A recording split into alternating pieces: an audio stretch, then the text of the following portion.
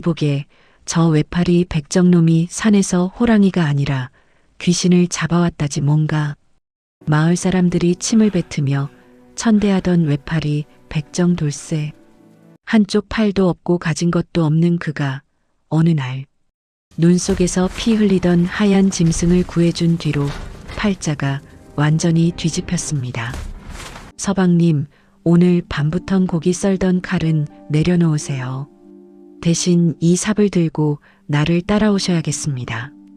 밤마다 차가운 기운을 내뿜으며 짐승처럼 노란 눈동자로 속삭이는 절세미인 아내.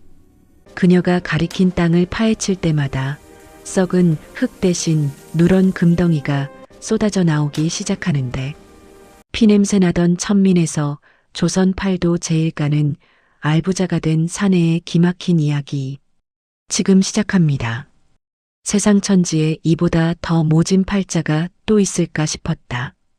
강원도 깊은 골짜기, 해가 지면 들개조차 발길을 끊는 외딴 산기슭에 오두막 한 채가 덩그러니 놓여 있었다. 그곳에는 마을 사람들이 송장보다 못한 놈이라 부르는 사내 돌쇠가 살았다. 돌쇠의 몸에서는 사시사철 비릿한 피냄새가 났다. 그의 일은 짐승의 가죽을 벗기고 살을 가르는 백정이었다. 하지만 평범한 백정도 아니었다. 몇 년 전 나라에 큰 난리가 났을 때 그는 창 한 자루 들고 싸우다 왼쪽 팔을 잃었다. 외파리 백정. 제 몸 하나 건사하기 힘든 처지에 칼을 잡고 짐승을 잡아야 하니 그 꼴이 얼마나 처량했을지는 안 봐도 뻔한 일이었다. 마을 사람들은 돌쇠를 보면 침을 뱉거나 코를 막았다. 저기 봐라, 외파리 귀신이 온다. 저놈이 만진 고기를 먹으면 재수가 옴 붙는다지. 어서 피하자고. 장터에 고기를 내다 팔러 가도 죗값을 받기는커녕 욕지거리만 듣기 일쑤였다. 돌쇠는 그저 고개를 숙이고 땅바닥만 보며 걸었다. 한쪽 소매가 허공에서 힘없이 흔들릴 때마다 그의 가슴 속에는 찬바람이 쌩하고 지나갔다. 하지만 돌쇠는 마음이 비단결 같은 사람이었다. 짐승을 잡을 때마다 그는 죽은 생명의 눈을 감겨주며 나지막이 빌었다. 미안하구나.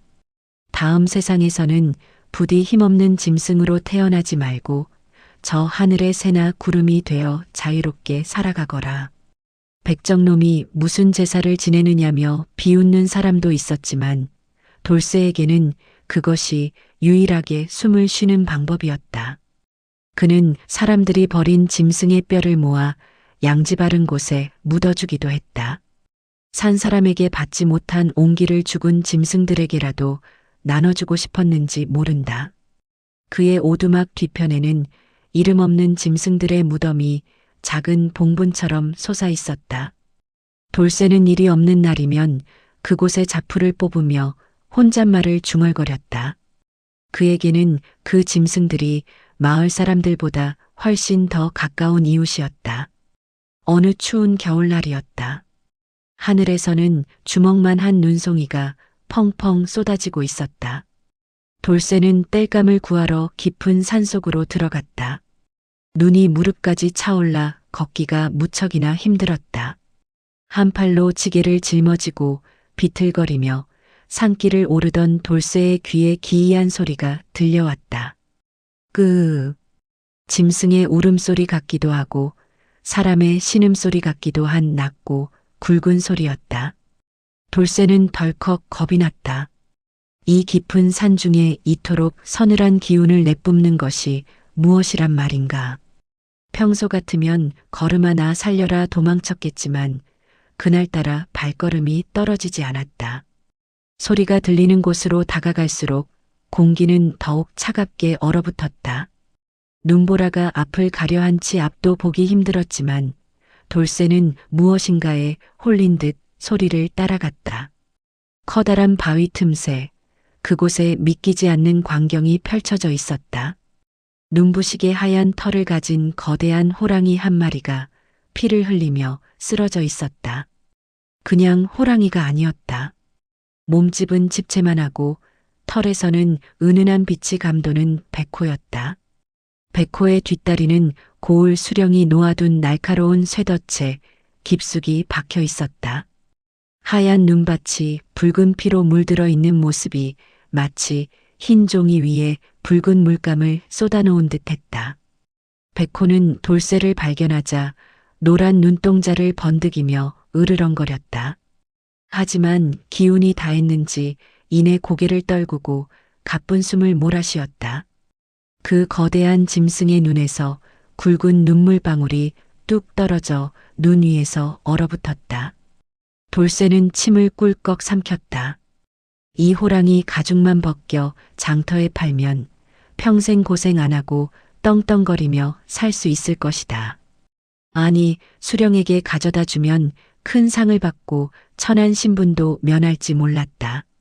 하지만 돌쇠의 눈에 들어온 것은 값비싼 가죽이 아니라 고통에 몸부림치는 생명의 눈망울이었다. 아이고, 이를 어째. 얼마나 아팠을꼬. 돌쇠는 지게를 내팽개치고 호랑이 곁으로 다가갔다. 백호는 마지막 힘을 다해 앞발을 휘두르려 했지만 돌쇠는 물러나지 않았다. 무서워하지 마라. 나는 너를 해치려는 게 아니야. 그저 이 못된 쇠붙이를 빼주려는 것뿐이란다. 조금만 참으려무나. 돌쇠는 한 팔로 쇠덫을 벌리려 애를 썼다. 하지만 한 손의 힘으로는 역부족이었다. 쇠덫은 마치 짐승의 뼈를 으스러뜨릴 작정인 듯 단단히 물려 있었다. 돌쇠는 이빨을 꽉 깨물었다. 지렛대 원리를 이용하기 위해 근처의 굵은 나뭇가지를 가져와 덫 사이에 끼웠다. 그리고 몸 전체의 무게를 실어 눌렀다. 제발, 제발 열려라. 얼굴이 벌겋게 달아오르고 이마에 땀방울이 맺혔다. 차가운 겨울바람에 땀이 식어 살을 애는 듯 했지만 돌쇠는 멈추지 않았다. 마침내 쩌적하는 소리와 함께 쇠덫이 벌어졌다. 돌쇠는 재빨리 백호의 다리를 빼냈다. 상처는 생각보다 깊었다. 뼈가 보일 정도로 살점이 떨어져 나가 있었고 피가 멈추지 않았다. 돌쇠는 망설임 없이 제 옷소매를 찢었다. 그리고 품 안에서 상처를 치료할 때 쓰는 마른 약풀 뭉치를 꺼내 씹어 으깼다. 그것을 백호의 상처에 정성스럽게 바르고 헝겊으로 꽁꽁 묶었다. 백호는 신기하게도 돌쇠가 치료하는 동안 가만히 눈을 감고 있었다. 짐승의 뜨거운 숨결이 돌쇠의 뺨을 스쳤지만 무섭지 않았다. 이제 됐다. 이 산중에 사냥꾼들이 깔렸으니 어서 몸을 숨겨야 한다. 갈 수 있겠느냐? 돌쇠는 지게에 있던 비상식량인 마른 고기 몇 점을 백호의 앞에 놓아주었다. 그리고는 자신이 입고 있던 낡은 겉옷을 벗어 호랑이의 몸 위에 덮어주었다. 돌쇠의 몸은 찬바람에 떨리기 시작했지만 그는 호랑이를 먼저 걱정했다. 나는 백정이라 사람들에게 대접도 못 받지만 너는 이 산의 임금이 아니냐. 부디 죽지 말고 살아서 산을 지켜다오. 돌쇠는 한 팔로 힘겹게 지게를 다시 지고 산을 내려왔다. 뒤를 돌아보니 백호가 가만히 앉아 돌쇠의 뒷모습을 지켜보고 있었다. 그 눈동자가 마치 사람의 것처럼 깊고 그윽했다. 돌쇠는 그 눈빛을 가슴에 새기며 눈보라를 뚫고 내려왔다. 집으로 돌아온 돌쇠는 알아누웠다. 추운 곳에서 무리하게 힘을 쓴 데다 옷까지 벗어주고 왔으니 몸살이 심하게 걸린 것이다. 며칠 동안 열에 들떠 헛소리를 하던 돌쇠가 겨우 정신을 차렸을 때였다. 밖에서 누군가 문을 두드리는 소리가 들렸다. 계십니까? 안에 사람 없습니까? 맑고 고운 여인의 목소리였다. 돌쇠는 의아했다. 이런 상구석 백정의 집에 여자가 찾아올 리 없었다. 돌쇠는 비틀거리며 일어나 문을 열었다. 문 밖에는 눈부시게 하얀 옷을 입은 여인이 서 있었다. 눈처럼 하얀 피부에 칠흑 같은 머리카락, 여인은 돌쇠가 백호에게 덮어주었던 그 낡은 겉옷을 손에 들고 있었다. 이것 당신의 것이지요? 그렇더만 그걸 어찌 아가씨가 가지고 계시오? 산에서 길을 잃었는데 어느 고마운 분이 호랑이에게 덮어준 것을 보았습니다. 호랑이는 이미 떠났고 이 옷만 남았기에 주인을 찾아왔지요. 여인은 자연스럽게 방 안으로 걸음을 옮겼다. 돌쇠는 당황하여 구석으로 몸을 피했다. 방 안은 누추했고 비릿한 피 냄새가 여전했기 때문이다. 이름이 어찌 되시는지 설아라고 부르세요. 눈 속에서 태어났다고 해서 설아입니다. 설아는 돌쇠의 잘려나간 왼쪽 어깨 부근을 빤히 쳐다보았다. 팔은 어쩌다 잃으셨나요? 많이 불편해 보이십니다. 아, 이건 예전 난리 때 나라를 지키려다 그리 되었소. 자랑할 만한 일은 아니지요. 그저 못난 팔자라 생각하며 살고 있소. 착한 사람이군요. 짐승을 위해 제 옷을 벗어주고 남을 위해 제 팔을 내주고. 하지만 세상은 참 불공평해요. 이런 사람이 가난하게 살아야 한다니. 백정팔자가 다 그렇지요. 욕이나 안 먹고 살면 다행입니다. 아가씨처럼 고운 분이 여기 계실 곳이 아니니 어서 돌아가세요. 설아는 고개를 가로저었다. 아니요. 이제부터는 다를 거예요. 내가 당신의 팔자가 되어줄 테니까. 그게 무슨 말씀이신지 오늘부터 이곳에서 지내겠습니다. 당신의 아내 노릇을 하겠다는 뜻이에요. 돌쇠는 귀를 의심했다. 조선 천지의 외팔이 백정에게 장가를 오겠다는 여인이 제 발로 찾아오다니. 이건 필시 귀신이 곡할 노릇이었다. 아니, 아가씨, 제 처지를 보고도 그러십니까? 저는 줄 돈도 없고 먹일 고기도 넉넉지 않소. 마을 사람들에게 손가락질 받는 백정이란 말이오. 설아는 아랑곳하지 않고 방구석에 놓인 낡은 이불을 펴기 시작했다. 돈은 내가 벌어다 줄 테니 걱정 마세요. 당신은 그저 밤마다 내 곁에서 옹기나 나눠주면 됩니다. 귀신이든 짐승이든 당신 같은 심장을 가진 사람 곁이라면 추위를 잊을 수 있을 것 같거든요. 돌쇠는 떨리는 손으로 촛불을 껐다. 어둠 속에서 설아의 노란 눈동자가 고양이처럼 잠시 빛나는 것 같았다. 비록 얼음처럼 차가운 몸이었지만 돌쇠에게는 세상 그 어떤 난로보다 따뜻하게 느껴졌다. 외팔이 백정의 집구석에 이토록 환한 봄볕이 든 적이 있었던가. 돌쇠는 이것이 혹시 여우에게 홀린 것이라 해도 좋다고 생각했다. 만약 이것이 꿈이라면 영원히 깨지 않기를 바랄 뿐이었다. 그날 밤 돌쇠는 꿈을 꾸었다. 수천 마리의 호랑이가 자신을 호위하며 금으로 만든 가마를 타고 대궐로 들어가는 꿈이었다. 옆에는 설아가 앉아 환하게 웃고 있었다. 돌쇠는 잠결에 눈물을 흘렸다. 평생을 멸시받던 가슴속 응어리가 그 눈물에 녹아내리는 듯했다. 설아는 자는 돌쇠의 머리를 쓰다듬으며 나지막이 응조렸다. 이제 고생은 끝났어요, 서방님. 산의 임금이 당신에게 빚을 갚으러 왔으니까요.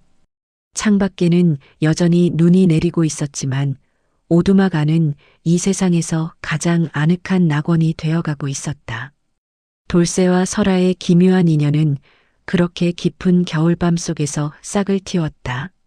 눈을 떴을 때 돌쇠는 제 코끝을 간지럽히는 고소한 냄새에 눈을 비볐습니다. 평생 짐승의 비릿한 피 냄새와 땀 냄새가 전부였던 좁은 방. 아니, 전에 없던 향긋한 냄새로 가득 차 있었습니다. 옆자리를 더듬어 보았으나 어젯밤 얼음처럼 차가운 살결을 나누었던 설아의 모습은 보이지 않았습니다. 낡은 이불만이 정갈하게 개어 있었고 그 자리에는 은은한 숲의 향기가 남아 있었습니다. 꿈이었나? 돌쇠가 헛웃음을 지으며 자리에서 일어나려던 찰나 문이 열리며 하얀 옷을 입은 설아가 들어왔습니다. 그녀의 손에는 김이 모락모락 나는 녹그릇이 들려 있었습니다. 그릇은 예전에 본 적 없는 귀한 물건이었고 그 안에 담긴 밥은 눈처럼 하얗고 윤기가 흘렀습니다. 서방님 깨셨어요? 어서 씻고 오셔서 아침 드세요. 곧불 기운이 다 가신 것 같아 다행입니다. 돌쇠는 멍하니 그녀를 바라보았습니다. 아침 햇살을 등지고 선 설아는 어젯밤 달빛 아래서 보았던 것보다 훨씬 더 눈부셨습니다.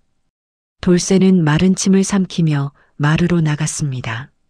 세수를 하려고 물대야를 보니 맑은 물 위에 웬 붉은 꽃잎들이 떠 있었습니다.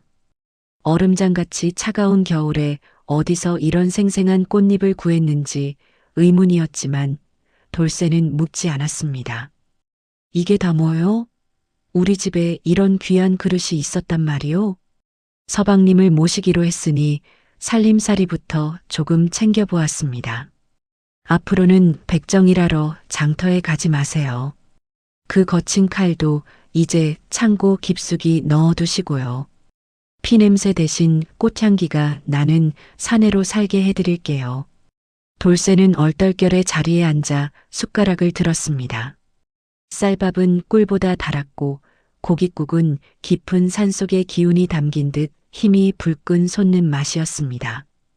평생 보리밥도 배불리 못 먹어본 그에게 하얀 쌀밥은 눈물겨운 성찬이었습니다. 돌쇠는 한 입 한 입을 아껴 먹으며 설아를 쳐다보았습니다. 그녀는 밥을 먹지 않고 그저 돌쇠의 먹는 모습만 흐뭇하게 지켜보고 있었습니다. 밥을 다 먹자 설아가 방구석에서 낡은 삽 하나를 들고 왔습니다. 평소 돌쇠가 텃밭이나 일굴 때 쓰던 볼품없는 무쇠삽이었습니다. 이걸 들고 뒷산으로 가세요. 저기 꼭대기 쪽에 보면 벼락을 맞아 검게 그을린 대나무들이 모여 있는 곳이 있을 겁니다. 거기서 가장 굵은 대나무 세 그루 뒤쪽을 파보세요. 땅이 딱딱하겠지만 조금만 힘을 내시면 좋은 일이 있을 거예요. 대나무 숲이라니? 거기는 땅이 워낙 척박해서 산짐승도 얼씬 안 하는 곳이요. 풀 한 폭이 제대로 자라지 않는 죽은 땅인데 거기서 무얼 한단 말이오? 차라리 산토끼라도 잡으러 가는 게 낫지 않겠소? 돌쇠가 의아해하며 되묻자 설아는 돌쇠의 유일한 오른손을 두 손으로 꼭 잡았습니다. 그녀의 손길은 여전히 서늘했지만 그 서늘함이 돌쇠의 마음속 불안을 씻어내주는 듯 했습니다. 저를 믿으신다고 하셨지요? 남들에게는 버려진 땅이지만 서방님께는 복을 가져다 줄 땅입니다. 해가 중천에 뜨기 전에 어서 다녀오세요. 그리고 절대 누구에게도 어디로 가는지 말씀하시면 안 됩니다. 돌쇠는 설아의 묘한 고집에 못 이겨 삽을 지게에 싣고 집을 나섰습니다. 산길을 오르는 돌쇠의 뒤로 마을 사람들의 수군거림이 들려왔습니다. 눈이 쌓인 산길을 외파리 사내가 삽자루를 들고 오르는 꼴이 그들에게는 구경거리였습니다. 저기 좀 봐. 외파리 백정놈이 이제 완전히 미쳤나 봐. 사냥 도구는 안 챙기고 웬 삽자루를 들고 산을 타? 땅 귀신이라도 잡으러 가는 건가? 산신령이 노해서 제정신을 앗아간 게 분명해. 저러다 산속에서 얼어 죽으면 누가 치워주나. 쯧쯧 불쌍하기도 하지. 사람들의 비웃음 섞인 소리에 돌쇠의 귀가 화끈거렸지만 그는 뒤를 돌아보지 않았습니다. 오직 설아가 말한 그 장소만을 머릿속에 그리며 묵묵히 산을 올랐습니다.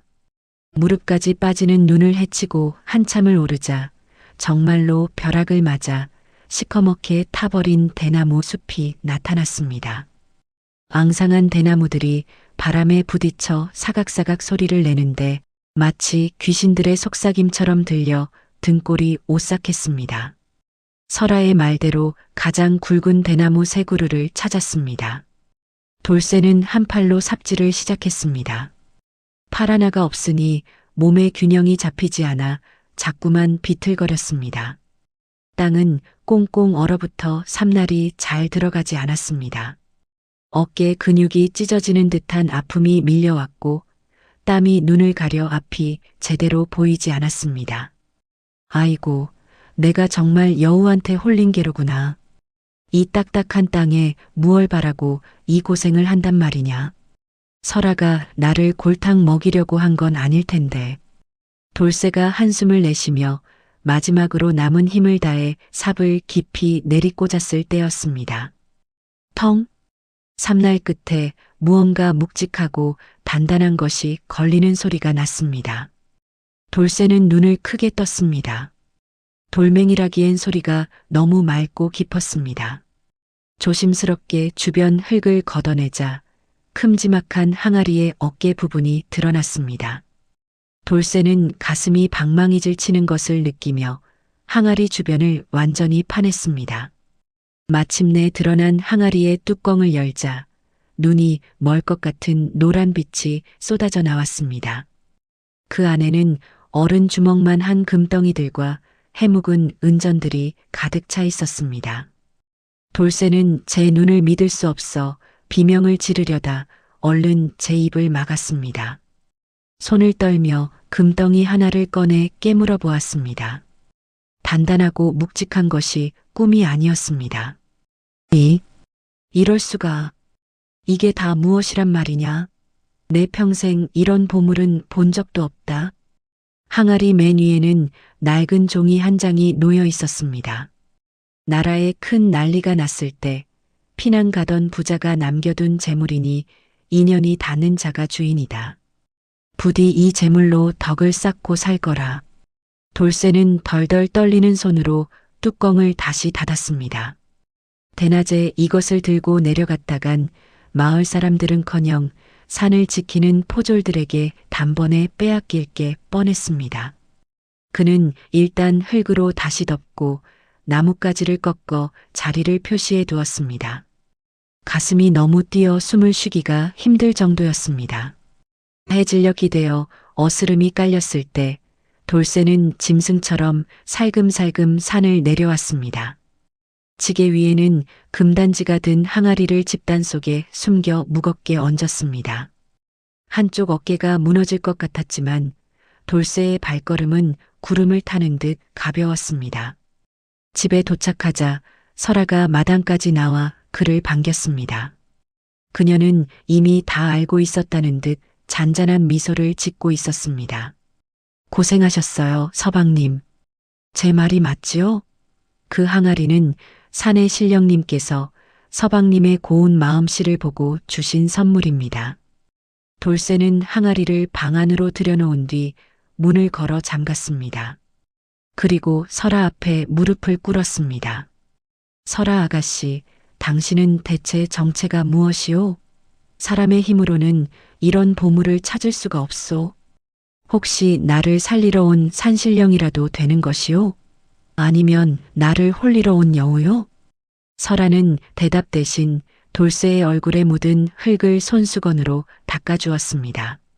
제가 누구인지는 중요하지 않아요. 다만 이 재물이 서방님의 피땀 어린 팔 하나를 대신해 줄 수 있다면 그것으로 족합니다. 이제 이 돈으로 마을 아래 큰 기와집을 사세요. 그리고 고을 수령에게도 인사를 드려 백정처지에서 벗어나셔야 합니다. 비단옷을 입고 당당하게 사시는 모습을 보고 싶어요. 돌쇠는 떨리는 가슴을 진정시켰습니다. 평생 사람 대접 못 받고 고기나 썰던 자신이 기와집 주인이 된다는 사실이 믿기지 않았습니다. 하지만 설아의 눈동자를 보니 그것이 결코 헛된 꿈이 아님을 알 수 있었습니다. 그날 밤 두 사람은 촛불을 끄고 자리에 누웠습니다. 돌쇠는 긴장 때문인지 잠이 오지 않아 옆에 누운 설아의 숨소리를 들었습니다. 그런데 평범한 사람의 숨소리가 아니었습니다.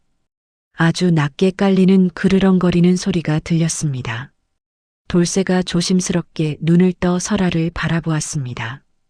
창밖으로 스며드는 달빛을 받은 설아의 얼굴이 기묘하게 변하고 있었습니다.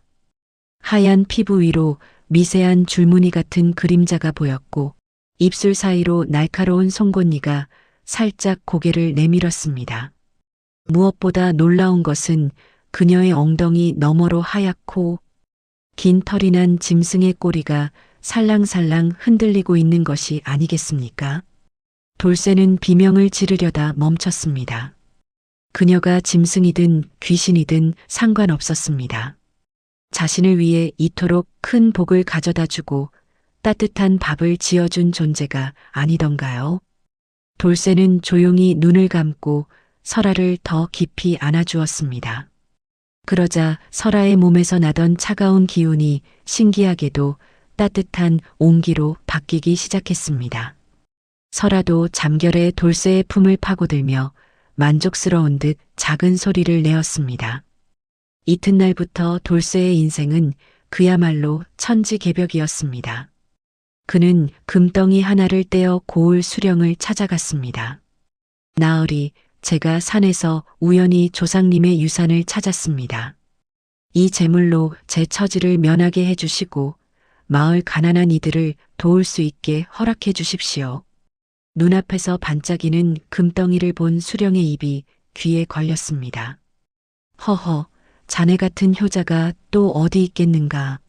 조상님이 자네의 고운 마음씨를 보고 복을 내리신 게 분명하네. 오늘부터 자네는 백정이 아니라 우리 고을의 큰 어른이네. 문서도 새로 고쳐 써주겠네. 수령은 단번에 돌쇠의 신분을 올려주었고 마을 명당 자리에 있는 으리으리한 기와집을 내주었습니다. 돌쇠가 큰 기와집으로 이사를 하던 날 마을은 발칵 뒤집혔습니다. 외팔이 백정이라며 손가락질하던 사람들이 이제는 돌쇠의 집 앞에 줄을 서서 고개를 조아렸습니다. 아이고, 오대인. 장터에서 뵙던 그 고운 분인 줄은 꿈에도 몰랐습니다요. 이제는 저희를 좀 돌봐주십시오. 이사 축하드립니다.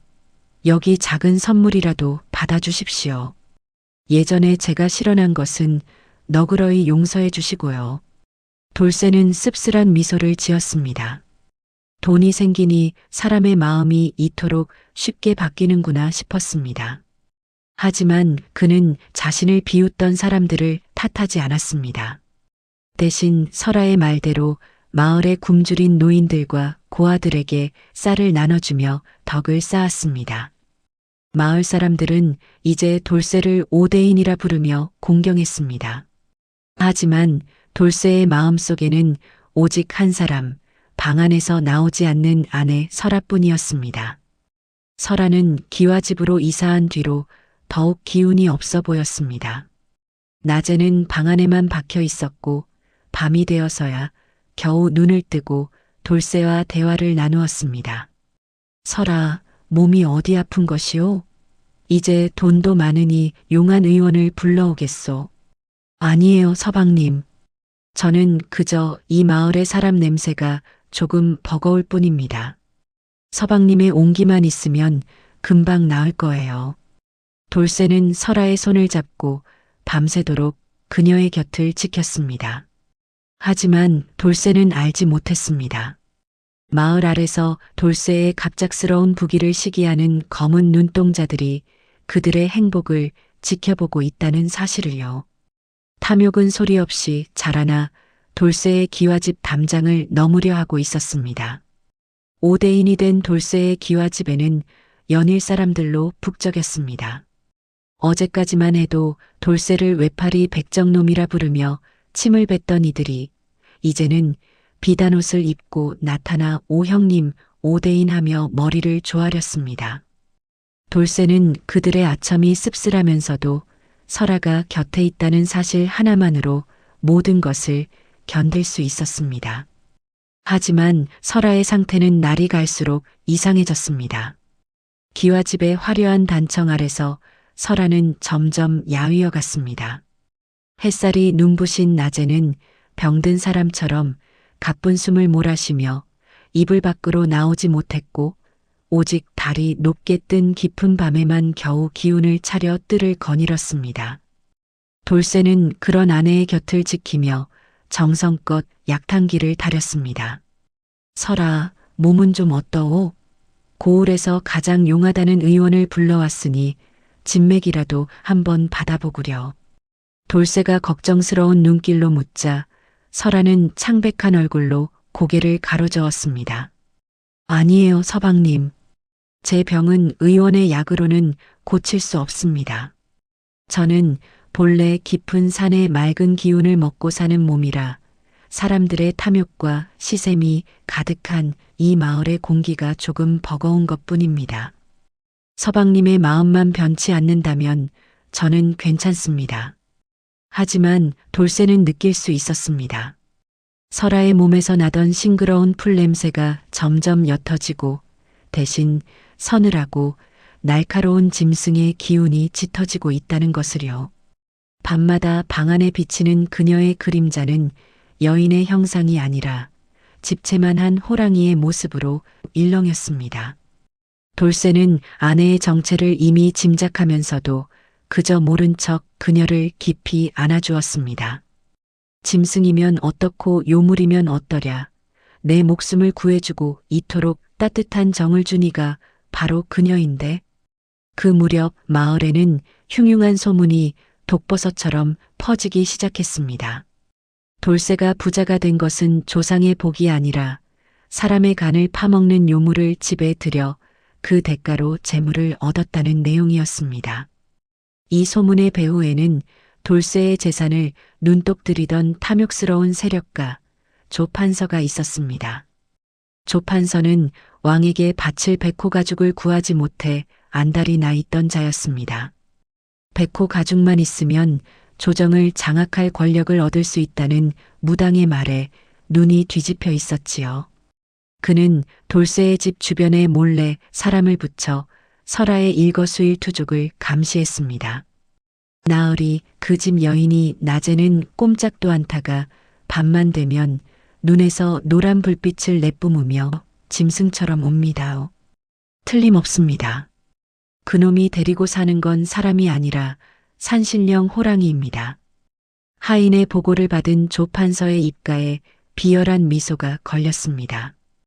허허, 백정놈이 감히 산신령을 안방에 모시고 살다니. 하늘이 내게 백호 가죽과 금단지를 한꺼번에 내리시는구나. 당장 영험하다는 무당과 포수들을 불러 모아라. 저 요물을 잡아 가죽을 벗기고 그 집 재산을 몰수하겠다. 조판서는 비밀리에 포수 수십 명과 사냥개들을 불러 모았습니다. 그들은 짐승의 기운을 누르는 붉은 팥과 가시나무 뭉치, 그리고 호랑이의 근육을 단번에 마비시키는 독화살을 준비했습니다. 달조차 구름 뒤로 숨어버린 어느 캄캄한 밤이었습니다. 돌쇠는 잠결에 심상치 않은 기운을 느끼고 벌떡 일어났습니다. 밖에서 수십 명의 발소리와 함께 사나운 개 짖는 소리가 들려왔습니다. 누구냐? 이 밤중에 남의 집에 발을 들이는 놈이 누구란 말이냐? 돌쇠가 하나 남은 팔로 몽둥이를 휘두르며 마당으로 뛰쳐나갔습니다. 하지만 마당은 이미 조판서가 보낸 포수들로 가득 차 있었습니다. 조판서가 횃불을 밝히며 거드름을 피우며 앞으로 걸어 나왔습니다. 이놈 돌쇠야, 내 놈이 감히 요물을 집에 들여 고을의 정기를 어지럽히고 사람들을 홀렸으니 그 죄가 하늘에 닿았다. 당장 그 호랑이년을 내놓아라. 그러면 내 목숨만은 살려주마. 무슨 망발입니까? 내 아내는 사람이고 내 집은 정당하게 얻은 것이오. 당장 물러가지 못하겠소. 돌쇠가 몸을 던져 저항했지만 훈련된 포수들의 힘을 당해낼 수는 없었습니다. 장정 넷이 달려들어 돌쇠의 팔을 꺾고 땅바닥에 짓눌렀습니다. 그때 굳게 닫혀있던 안방문이 부서질 듯 열리며 설아가 나타났습니다. 평소의 고운 모습은 온데간데 없고 그녀의 머리카락은 거칠게 휘날리고 있었으며 눈동자는 타오르는 숯불처럼 노랗게 빛났습니다. 감히 누구에게 손을 대느냐? 이 탐욕스러운 인간들아, 내 서방님을 놓아주지 못할까? 설아의 목소리는 여인의 고운 음성이 아니라 산천을 뒤흔드는 범의 포효 같았습니다. 사냥개들이 꼬리를 내리고 깽깽거리며 뒤로 물러나자 숨어있던 무당이 튀어나와 붉은 팥과 부적을 설아의 몸에 뿌렸습니다. 요물아, 이 팥 기운을 받아라. 산신령이면 산에 있을 것이지 왜 인간의 옷을 입고 이승을 어지럽히느냐. 내 본 모습을 드러내라. 붉은 팥이 몸에 닿자 설아는 비명을 지르며 쓰러졌습니다. 피부가 불에 타는 듯 연기가 피어올랐고 그녀의 하얀 옷 아래로 굵은 호랑이 꼬리가 튀어나왔습니다. 마을 사람들은 담장 너머로 이 광경을 보며 공포에 질려 비명을 질렀습니다. 아, 정말 호랑이다. 백정이 호랑이랑 살고 있었어. 조판서가 기회를 놓치지 않고 명령했습니다. 무엇들 하느냐? 당장 저 짐승에게 독화살을 쏴라.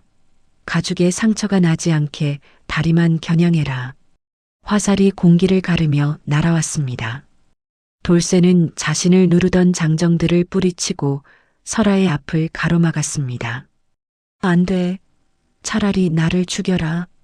이분은 나를 살려준 은인이고 내 목숨보다 소중한 아내란 말이다. 돌쇠의 어깨에 독화살이 박혔습니다.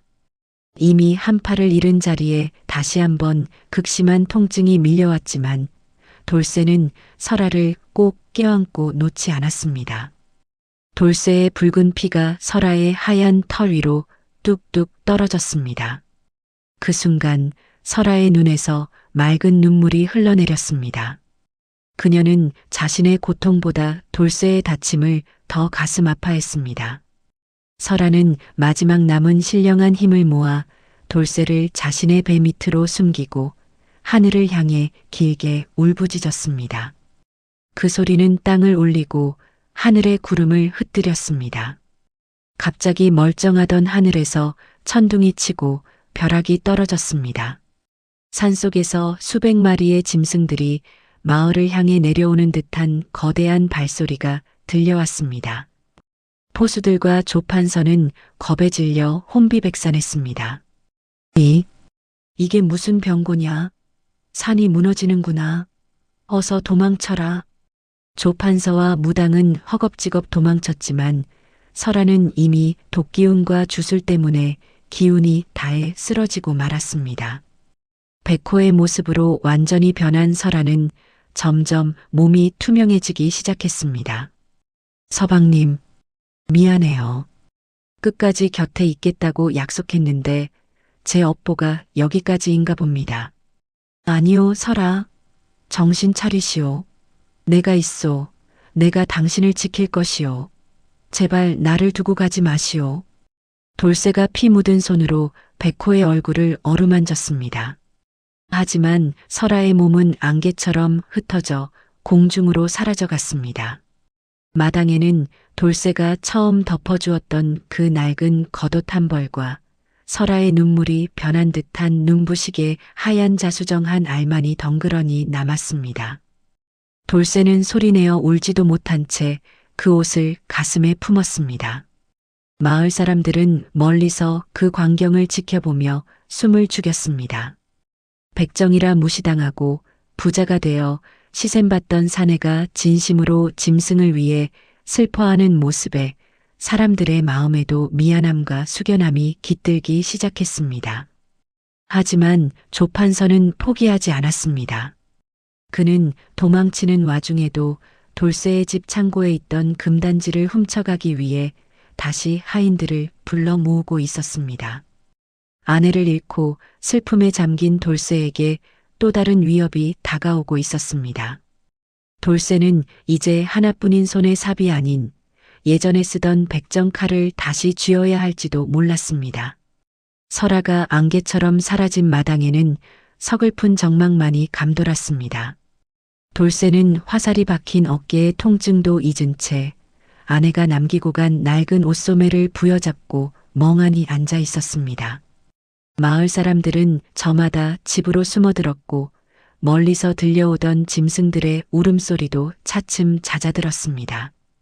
돌쇠의 눈에서 흐른 눈물이 설아의 옷 위로 떨어져 얼룩을 만들었습니다.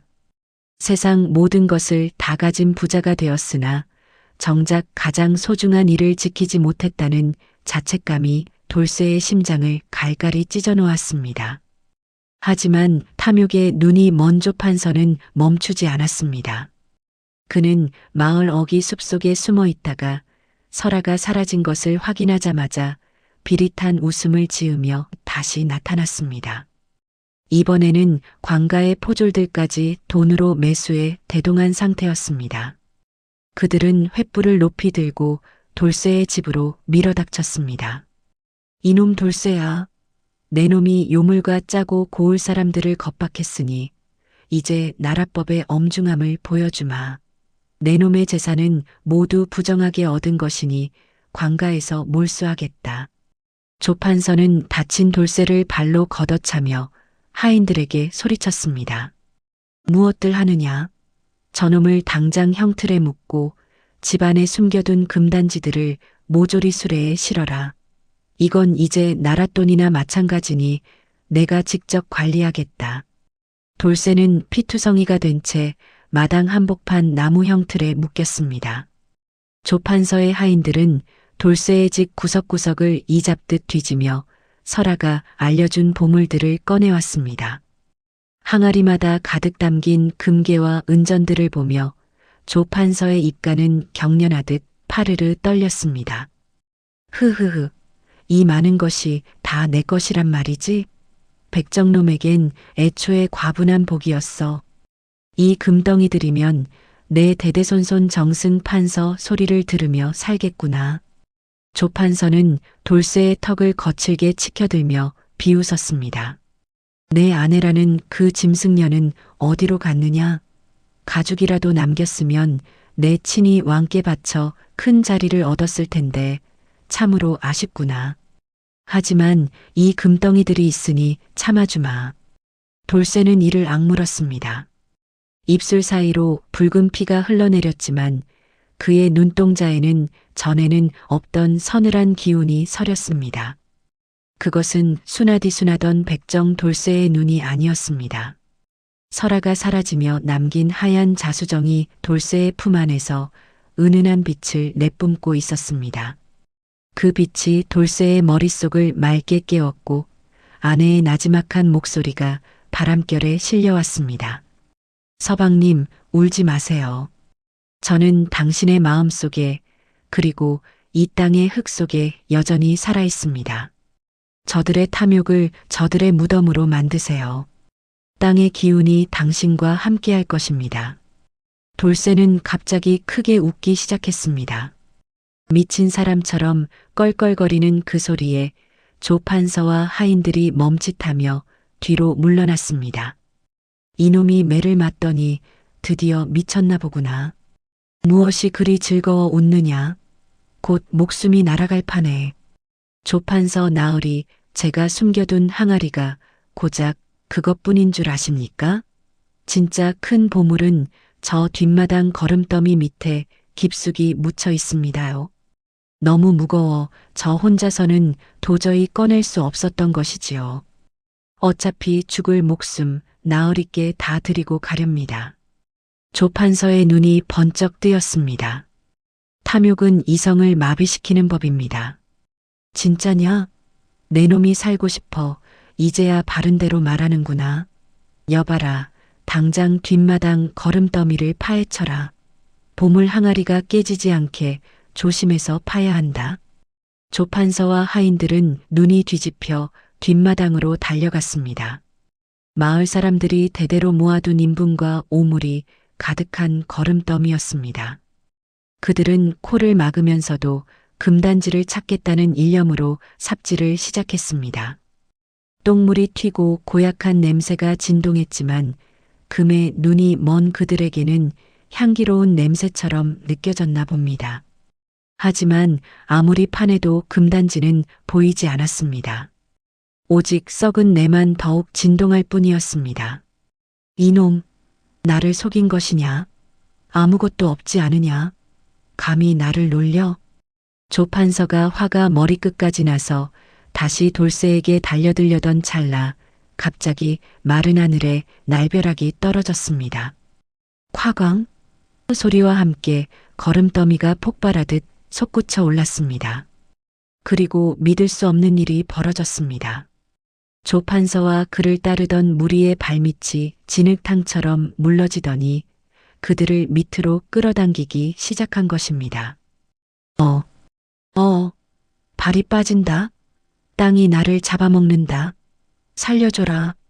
당황한 조판서가 허우적거릴수록 땅은 더 깊게 그들을 집어삼켰습니다.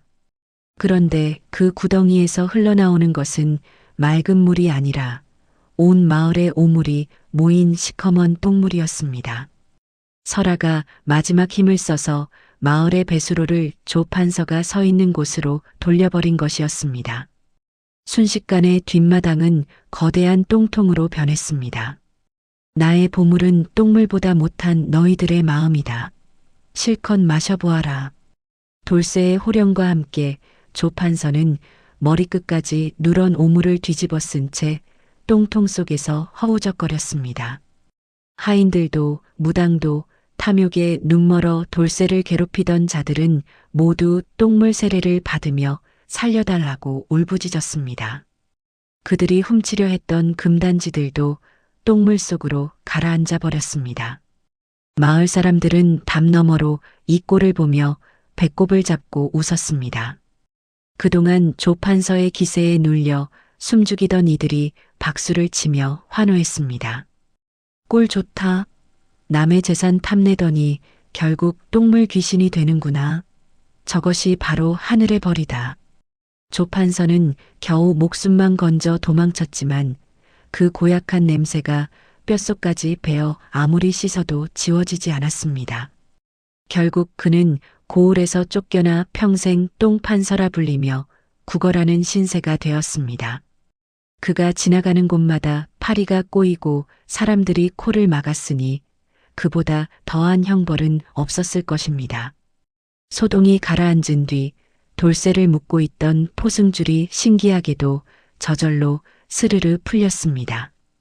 돌쇠는 만신창이가 된 몸으로 설아의 옷을 꼭 껴안았습니다. 그때 품 안의 하얀 자수정이 부서지며 한 줄기 눈부신 빛이 되어 하늘로 올라갔습니다. 멀리 산봉우리 위에서 커다란 백호 한 마리가 달빛을 받으며 돌쇠를 내려다보고 있었습니다. 백호는 길게 한번 울었습니다. 그 소리는 슬픈 이별이 아니라 정의를 구현한 사내에게 보내는 찬사 같았고 곧 다시 만나게 될 것이라는 약속처럼 들렸습니다. 돌쇠는 남은 재산을 마을 사람들에게 골고루 나눠주었습니다. 자신을 무시하고 욕했던 이들에게도 쌀 한 가마니씩을 보내주며 인자한 미소를 지었습니다. 돈은 사람을 살리는 데 써야 복이 되는 법입니다. 저 조판서처럼 똥물에 빠지고 싶지 않거든 부디 서로 아끼며 사십시오. 백정도 사람이고 양반도 사람입니다. 돌쇠는 으리으리한 기와집을 뒤로하고 설아와 처음 만났던 산속 오두막으로 향했습니다. 비단옷 대신 낡은 무명옷을 입었지만 그의 마음은 그 어느 때보다 가벼웠습니다.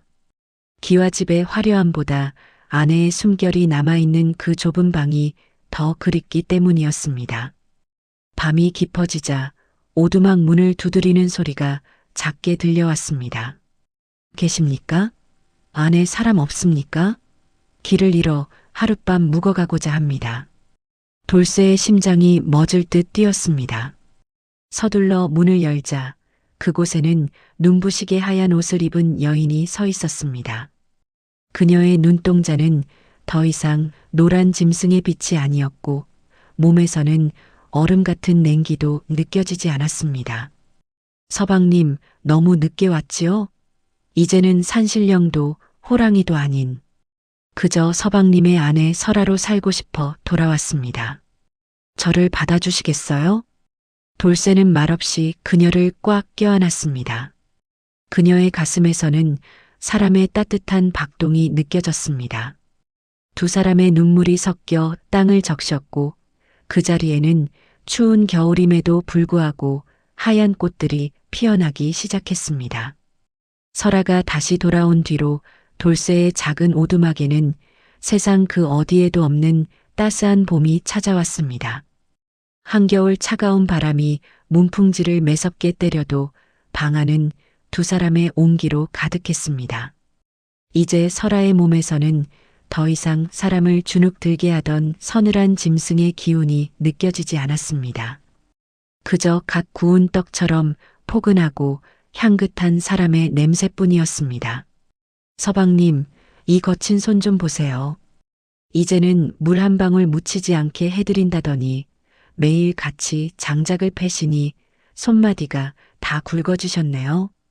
설아가 돌쇠의 투박한 오른손을 제 뺨에 갖다 대며 나지막이 속삭였습니다. 돌쇠는 쑥스러운 듯 허허 웃으며 대답했습니다. 백정놈 손이 어디 가겠소? 그래도 이 손으로 당신 먹일 나물도 캐고 산토끼 눈 치우는 길도 닦아주니 내 마음은 이보다 더 좋을 수가 없구려. 비단옷은 아니지만 당신과 나누는 보리밥 한 그릇이 세상에서 가장 달콤하오. 두 사람은 마을 아래 으리으리한 기와집을 가난한 이들에게 기꺼이 내어주고 다시 산속 오두막으로 들어왔지만 마음만은 조선팔도 어느 임금보다 부유했습니다. 돌쇠는 이제 고기를 써는 칼 대신 흙을 일구는 호미를 들었고 설아는 그 곁에서 산딸기를 따거나 나무를 묻히며 평범한 아내로 행복하게 살아갔습니다. 마을 사람들은 가끔 산 위에서 들려오는 두 사람의 웃음소리를 들으며 참으로 복받은 사내라며 부러워했습니다. 그러던 어느 해 여름 마을에 무서운 병이 돌기 시작했습니다. 원인을 알 수 없는 독한 열병이 퍼지면서 어른 아이 할 것 없이 시름시름 앓아눕게 된 것입니다. 마을 사람들은 예전에 돌쇠가 나눠준 재물로 끼니는 때웠으나 죽음의 그림자 앞에서는 속수무책이었습니다. 이러다 마을 사람들이 다 죽게 생겼구나. 어쩌면 좋단 말이냐. 나를 사람 대접해준 이들도 저 속에 있는데. 돌쇠가 마을 쪽을 바라보며 깊은 한숨을 내쉬자 설아가 조용히 돌쇠의 어깨를 감싸 안았습니다. 그녀의 눈동자가 잠시 옛날의 그 신비로운 빛을 되찾는 듯 했습니다. 서방님, 제가 산의 기운을 빌려 그들을 도울 수 있는 방법을 알고 있습니다. 하지만 그 대가로 저는 다시는 사람의 모습으로 서방님 곁에 머물 수 없게 될지도 모릅니다. 그래도 서방님은 그들을 살리고 싶으신가요? 돌쇠는 깜짝 놀라 설아의 두 손을 꽉 잡았습니다. 그게 무슨 소리요? 또다시 나를 떠나겠다는 말이요? 절대 안 돼요. 나는 마을 사람들도 소중하지만 당신 없는 삶은 상상조차 할 수 없소. 그냥 여기서 우리 둘이 조용히 살면 안 되겠소? 설아는 슬프지만 아름다운 미소를 지으며 돌쇠의 가슴에 얼굴을 묻었습니다. 서방님은 예전에 덫에 걸린 저를 보았을 때 제 비싼 가죽보다 제 아픔을 먼저 보셨지요. 그 맑은 마음이 저를 사람으로 만들었습니다. 이제 그 마음을 마을 사람들에게 돌려줄 때가 된 것 같아요. 그것이 제가 인간의 몸으로 얻은 가장 큰 가르침이니까요. 설아는 돌쇠를 이끌고 산 정상에 있는 맑은 샘터로 향했습니다. 그녀는 품 안에서 돌쇠가 늘 소중히 닦아주었던 하얀 자수정 조각을 꺼내 샘물 속에 넣었습니다. 그러자 맑았던 물이 순식간에 눈부신 빛을 내며 소용돌이 쳤습니다. 이 물을 길어다 마을 사람들에게 먹이세요. 그러면 열병은 씻은 듯이 나을 것입니다. 그리고 서방님, 울지 마세요. 설아의 몸이 서서히 빛에 휩싸이기 시작했습니다. 돌쇠는 울먹이며 그녀를 붙잡으려 했지만 손끝에 남는 것은 따스한 봄바람뿐이었습니다. 저는 이제 이 산의 영원한 수호신으로 남을 것입니다. 서방님이 삶을 다해 하늘로 오시는 날까지 저는 이 산의 모든 나무와 꽃이 되어 당신을 지켜볼게요. 외로워하지 마세요. 당신이 밟는 흙이 저이고 당신이 마시는 맑은 공기가 바로 저입니다. 설아는 거대한 백호의 모습으로 변해 하늘을 향해 마지막으로 길게 포효했습니다. 그 울림이 온 마을에 퍼지자 알아누워 있던 사람들이 하나둘씩 기적처럼 눈을 뜨기 시작했습니다. 돌쇠는 설아가 사라진 샘터 앞에 엎드려 목 놓아 울었습니다. 하지만 슬프기만 한 울음은 아니었습니다. 아내가 남긴 생명의 물이 마을을 살리는 것을 보며 돌쇠는 그녀의 위대한 사랑을 가슴에 새겼습니다. 세월이 흘러 돌쇠는 마을의 가장 존경받는 어른이 되었습니다. 그는 100살이 넘도록 장수하며 마을 아이들에게 늘 짐승도 사람도 그 마음은 하나다라고 가르쳤습니다. 돌쇠는 평생 새장가를 들지 않고 산속 오두막을 지키며 살았습니다. 사람들은 그를 위해 더 편안한 집을 지어주겠다고 했으나 돌쇠는 매번 고개를 저었습니다. 내 아내가 이 집 기둥에 저 앞마당 꽃나무에 있는데 내가 어디를 간단 말이오. 나는 지금도 매일 밤 그녀와 대화를 나눈다네. 돌쇠가 눈을 감기 전날 밤 마을 사람들은 오두막 주변에 수천 마리의 산짐승이 모여들어 낮은 소리로 노래를 부르는 것을 보았습니다. 그리고 다음 날 아침 돌쇠는 평온한 얼굴로 설아의 낡은 옷을 가슴에 꼭 품은 채 세상을 떠났습니다. 돌쇠가 죽은 뒤 그가 살던 오두막 뒷산에는 사계절 내내 지지 않는 하얀 꽃밭이 생겨났습니다. 사람들은 그 언덕을 호랑이 색시의 언덕이라 불렀습니다. 신기하게도 그 꽃밭 근처에는 어떤 사나운 짐승도 나타나지 않았고 길을 잃은 나그네가 그곳에 머물면 이름 모를 온기를 느끼며 무사히 집을 찾아갔다고 합니다. 탐욕을 버리고 진심을 다해 생명을 아꼈던 외파리 백정돌쇠. 그리고 그런 사내를 위해 자신의 신령한 기운까지 모두 내어준 백호설아. 두 사람의 이야기는 입에서 입으로 전해져 오늘날 우리에게도 사람을 사람답게 만드는 것은 대단한 권세나 재물이 아니라 상대를 향한 투박하지만 진실한 마음이라는 것을 일러주고 있습니다. 오늘도 강원도 깊은 산골에 하얀 눈이 내리면 사람들은 보이지 않는 곳에서 마을을 지켜보는 커다란 하얀 호랑이와 그 옆에서 인자하게 웃고 있는 한 사내의 그림자를 보았다고 속삭입니다.